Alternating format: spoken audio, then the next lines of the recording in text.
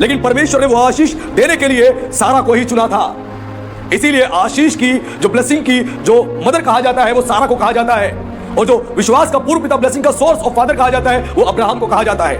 और जब इसहाक उत्पन्न हुआ तो इसहाक के द्वारा भी जब इसहाक ने विवाह कर लिया रिबिका के से, तो रिबिका से विवाह करने के बाद भी उस समय रिबिका जो थी बांझ थी, रिबिका भी बांझ थी। तो लेकिन उस समय इसहाक ने प्रार्थना करी और यहोवा ने रिबिका के निमित्त उसकी प्रार्थना को सुना और परमेश्वर ने उसको ब्लेसिंग्स दी। और इसहाक के जब संतान रिबिका के गर्भ में गई तो उस समय एक अलग ही स्ट्रक्चर हमें देखने को मिलता है जो बाइबल में हम पढ़ते हैं। उसके लिए हम खोलेंगे उत्पत्ति की पुस्तक अध्याय 25 उसके पद 22 में पढ़े। जो रिबिका के गर्भ में इसहाक की संतान आके बैठी तो क्या हुआ? लड़कियों उसके गर्भ में आपस में लिपट के एक दूसरे को मारने लगे। तब उसने कहा, मेरी तो ऐसी ही दशा रहेगी तो मैं कैसे जीवित रहूंगी? और वह यहोवा की इच्छा पूछने को गई। तब यहोवा ने उससे कहा, तेरे गर्भ में 2 जातियां हैं और तेरी कोख से निकलते ही 2 राज्य के लोग अलग अलग होंगे और एक राज्य के लोग दूसरे से अधिक सामर्थी होंगे और बड़ा बेटा छोटे के अधीन होगा। जब उसके प्रसव का समय आया तब क्या प्रकट हुआ कि उसके गर्भ में जुड़वे बालक हैं। पहला जो उत्पन्न हुआ वह लाल निकला और उसका सारा शरीर कमल के समान रोममय था, इसलिए उसका नाम एसाव रखा गया। उसके पीछे उसका भाई अपने हाथ से एसाव की एड़ी पकड़े हुए उत्पन्न हुआ और उसका नाम याकूब रखा गया। जब रिबका ने उसको जन्म दिया तब इसहाक 60 वर्ष का था। हालेलुया।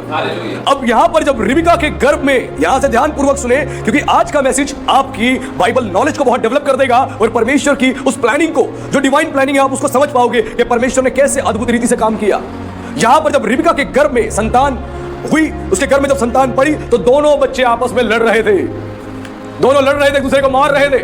और जब उसने अपनी ऐसी हालत देखी तो उसने बोला, मैं ऐसे जीवित कैसे बचूंगी?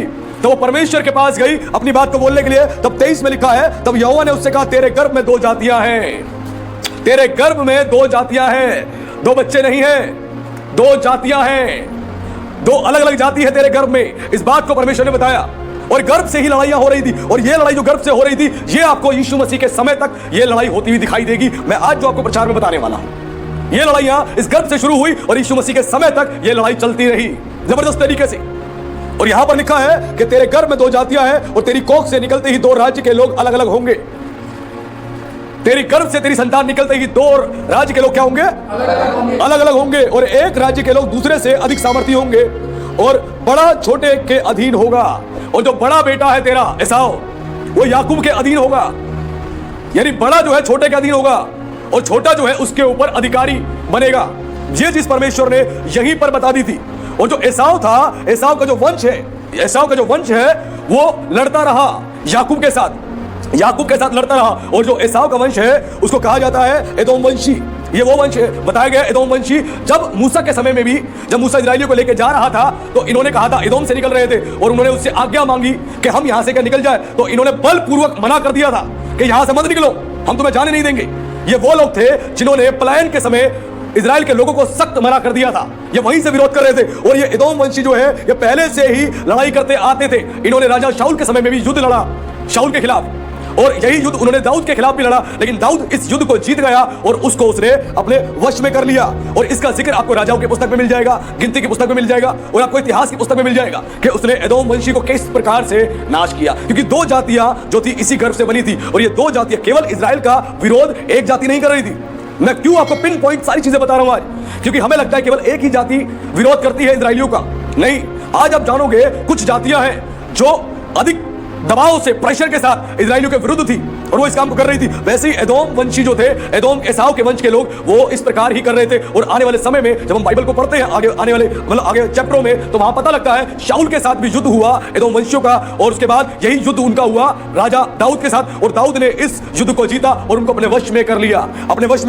और यही एदोम वंशी जो थे, इसी वंश का, मैंने कहा यीशु मसीह के समय तक ये युद्ध चलता रहा और एक भविष्यवाणी के दौरान ये वंश पूरा समाप्त हुआ। भविष्यवाणी की गई थी, उस भविष्यवाणी बोला गया था ये वंश पूरी तौर से समाप्त कर दिया जाएगा।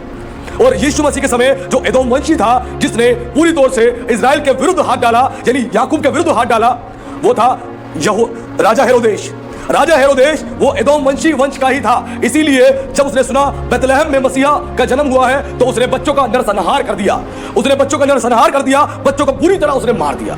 लाखों बच्चे मारे गए, क्योंकि ये वही गर्भ से ही इस जाति का गर्भ से ही युद्ध चल रहा था।